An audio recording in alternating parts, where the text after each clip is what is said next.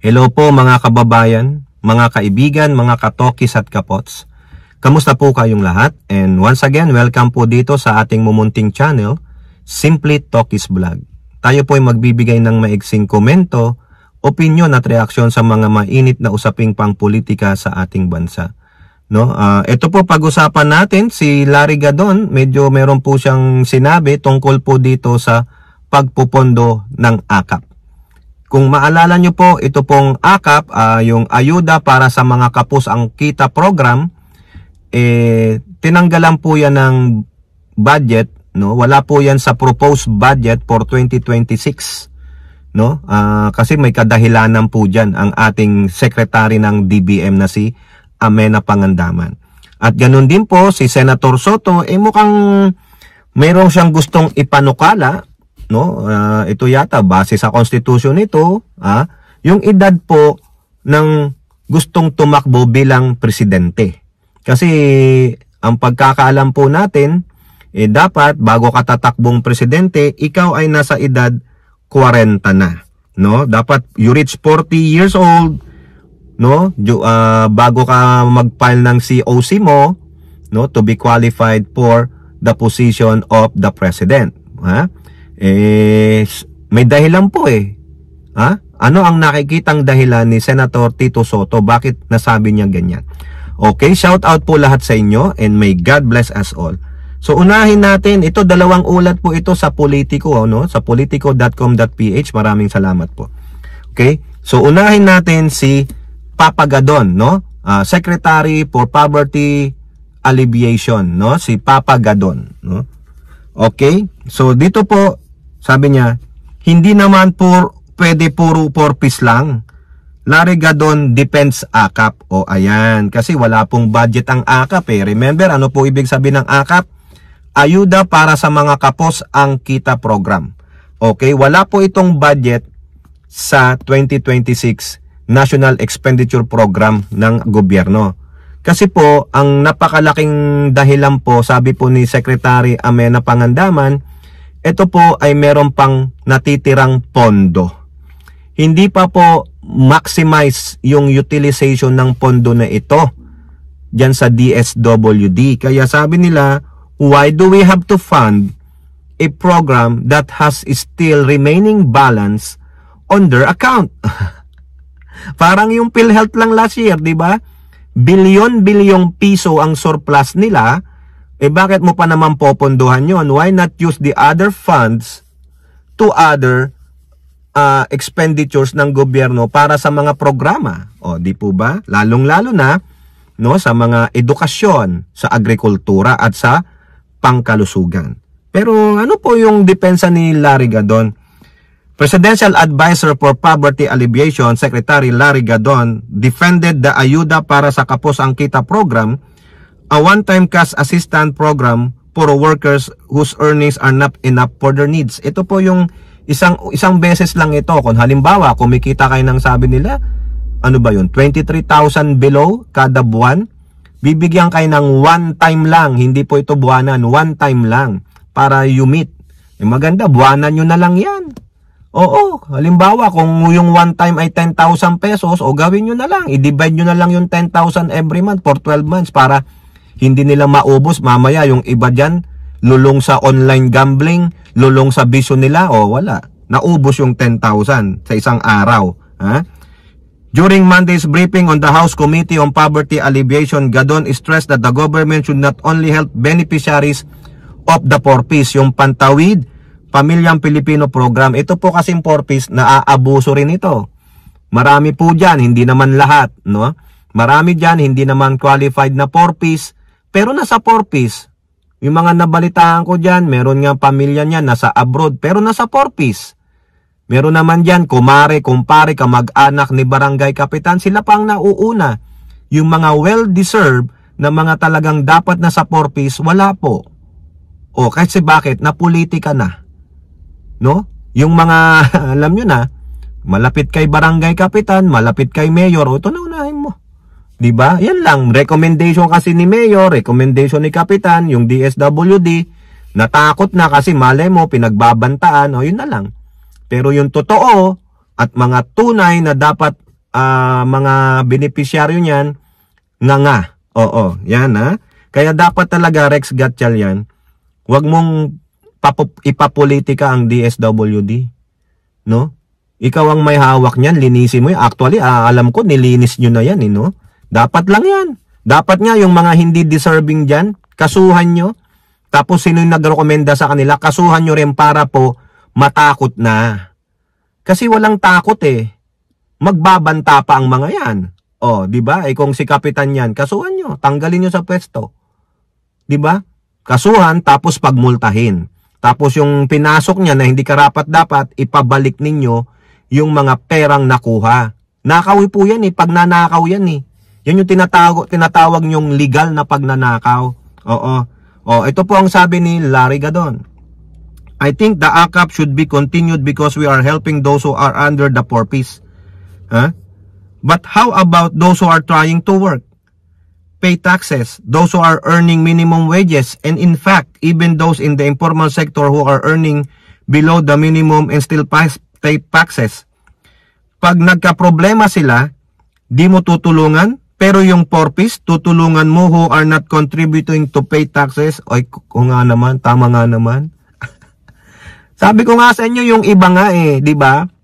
O, mga pasasa, o, yan naman. Kumbaga, ini-spoil din natin sila. Wag naman ganun. Dapat may fairness. Pero nga, papagadon, the explanation is clear ni Secretary Pangandaman. Meron pa rin silang natitirang pondo that Secretary Pangandaman believes can sustain, pwede pang isustain ng DSWD itong 2026 yung budget para sa AKAP. Ibig sabihin, Larry Gadon, ikaw, bakit mo bibigyan yung isang tao ng additional pondo? Eh yung binigay mong pondo, pwede niya, may natira pa, yung natira, pwede niya pang ponduhan ulit yung the same program. Hindi siya makukulangan. Kung makukulangan, then the DSWD can request the Congress. Diba? The DBM. O, hindi siguro naman tutugunan yan. Pero let's find out how DSWD can fully maximize the spending of AKAP. Hindi yung may 30 billion ka dyan, popondohan ngayon ng 50 billion, so you have 80 billion. Eh yung 30 billion mong natitira can fund your program based on the number of people registered doon sa AKAP. Eh malay mo, 10 billion lang pala yung mauubos. O pwede pa, may natira ka pang 20 billion in next 2 years. Kung hindi magbabago yung listahan mo ng AKAP, eh hindi mapupunduhan talaga yan. Why should I give you excess money? Eh anong mangyayari? Diyan magsisimula ang korupsyon. Sorry naman, Papagado na. I'm just telling you the scenario. Okay, pero ito ang iyong opinion, di ba? Oh, ganon, noted that AKAP is a one-time cash assistance programs unlike the purpose which provides benefits monthly. Oh, kaya nagiging tamad sila. Oo. Hindi naman pwede puro yung purpose lang itong ibang mga tao na to, lalo na yung mga nasa informal sector, taxi driver, tricycle driver, mga pahinante sa pier. They are working and they are contributing to the national development. They are paying taxes. Pag nagka-problema, hahayaan mo kasi ang sasabihin mo, may trabaho ka naman pero hindi nga sapat yung kita. Kaya nga meron tayong AKAP, ayuda para sa kapos ang kita. Hindi naman regular yan. Case-to-case basis yan. So why deprive them of help? Also, during the briefing, MPC Secretary Lopez Santos III said the purpose should be prioritized over other cash assistance programs. In our opinion, Madam Chair, I think we should give priority to the purpose because purpose is for long-term human development capital formation. And at the same time, based on its conditionalities, it addresses health and education. Oh. Oo nga, pero ang problema naman minsan kasi, hindi nga po lahat qualified yan sa purpose pero yung mga hindi qualified, sila pa ang na-qualify. Kaya dapat busisiin maigi yan. Ako okay ako dyan sa mga tulong para sa gobyerno kasi meron din dito niyan. Dito nga merong women infant child. Meron pa silang mga vouchers for food. Pero dapat yung mga qualified lang. You have to vet them properly. Hindi yung sa rekomendasyon ni Kapitan. Hindi yung sa pananakot lang ni Mayor, ni Governor o nung mga LGU sa DSWD. Dapat talaga manindigan ang mga DSWD, lalo na si Gatchalian. Empower your DSW officials na hindi magpapabole, hindi magpapapolitika sa mga LGUs. Okay, so okay yan, no? Larry Gadon, you fight for it. If you think that is right, you fight for it. But sa akin, bakit ko bibigyan ng excess pondo kung meron pang natitirang pondo doon? 'Di ba? No, tingnan mo yung paliwanag ni Secretary Pangandaman. Hindi nila totally tinatanggalan ng pondo yan kasi meron pang excess fund eh. Okay, o kayo po, sa palagay nyo, dapat ba pondohan ng pondohan yung isang programa na meron pang natitirang pondo? Diba dapat zero out muna yan? Dapat nga lahat ng government agencies and departments bago maghingi ng pondo, make sure wala kayong natitirang pondo pa for the last year budget. Dito po sa Amerika ganun. They will question you.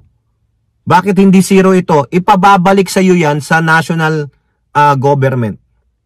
Yung pondong binigay sa iyo, ibalik mo yan dito bago ka namin aprobahan ng pondong hinihingi mo for this year. Ganun po. Sa gobyerno, ganun din ba sa atin sa bansang Pilipinas?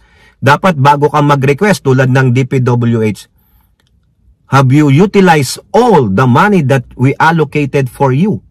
Sige nga, tignan ko nga yung COA report mo. Wala ka bang excess pera dyan? Kung meron yan, we will not approve this until you submitted a correct report na you have utilized the fundings for the previous year. Zero dapat. Otherwise, kung may pera ka dyan, ibalik mo muna sa amin. Tapos gawa ka ng panibagong report. Ganun po hindi. Sabi na nga ni Secretary Pangandaman, meron pang natitirang pera para sa AKAP ang DSWD. So, sino ang tama? Si Gadon o si Secretary? Hindi naman tinatanggal ang programang AKAP sa DSW. It's still there. They still have money. Okay? Now, punta naman tayo dito kay Tito Sen. No? Kasi sabi niya, magagaling, dito po sa politiko, magagaling ang mga bata ngayon. Tito Sen bats for lowering age requirement for President and Senator. So, ayan, kasama pala ang senador, no? In a recent interview, Tito Soto told broadcast journalists that he sees a bright future for the country in the hands of the younger generations. Correct. O, nandyan si Mayor Vico Soto. Nandyan si Representative Sandro Marcos. Yung mga young guns sa Congress, sila Representative Swansing, yung nakaupo ngayon dyan sa public accounts. No? Sino pa? Yung mga anak-anak ng mga dynastiya, pero tingnan nyo naman, just to name them, no? Nandyan po yung dalawang binanggit natin. Nandyan po si Mayor Vico Soto at si Representative Sandro Marcos. Okay, the rest, okay naman. No? Pero yan po ang nakikita ni Tito Sen. Magagaling. Mga bata nga lang. O, ang problema, hindi ma-qualify for running for president. Parang tulad ni Mayor Vico Soto. Sa 2028, 39 lang siya. Ang requirement, 40. Sa Senado, si Sandro Marcos, baka hindi pa pwede. Bata pa. O kaya si Vico Soto. Ito po, ibaba ng edad ng presidente to 35. Tapos, ibaba naman ng edad ng senador sa 30. Correct. Magagaling ang mga bata ngayon eh. Yung mga Gen Z, mga millennials, magagaling eh. Ibigay na natin sa mga kabataan ang pagpapatakbo nitong bansa. Baka puro matalino pa ang mailagay natin. Correct. Hindi para sa isang pamilya lang. Hindi para sa protection lang ng isang pamilya. Tulad ng mga alam nyo na siguro tinutukoy natin. Yung mga Duterte senators, pang Duterte lang. Mali-mali na nga ang ginagawa ng Duterte, sige pa rin sila. Kasi bakit? Damay po sila eh. Ayaw nila ng accountability. Mga bugok kasi. When asked about criticism that the proposal was intended to allow his nephew Pasig City Mayor Vico Soto run for higher office, sabi ko na mag-isip-isip sila ng ganun eh. Hindi ko naman naisip si Vico noon. Pero ako tahasan kung sasabihin, kung pwede nang tumakbo ng pagka-presidente si Mayor Vico Soto, why not? No? Ikakampanya ko siya the way na yung transparency and accountability niya.